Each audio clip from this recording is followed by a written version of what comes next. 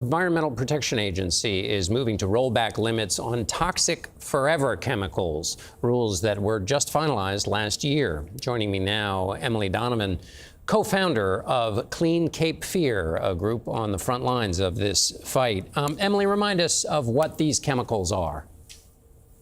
Yeah, so they're called PFAS, PFAS, per and polyfluoroalkyl substances, but we also refer to them as forever chemicals because they tend to live forever and there's no proven safe disposal method.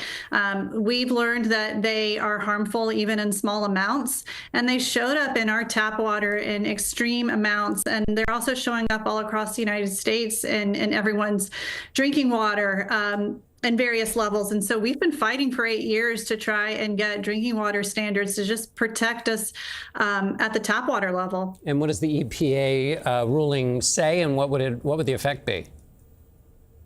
Well, you know, the EPA was really only looking at a handful. So this is a class of chemicals. There's the EPA acknowledges that there's maybe 14,000 different types of PFAS to be known. But last year, when the Biden administration issued these first ever drinking water standards for PFAS, it really focused in on just a handful, about 6.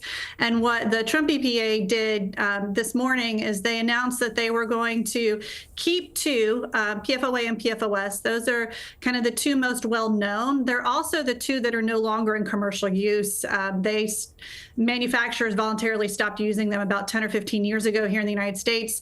And then the other 4, these are the ones that are more commercially relevant, the ones that are being used in, semiconductor manufacturing and other types of manufacturing, and were showing up in our drinking water. Gen X was one of them.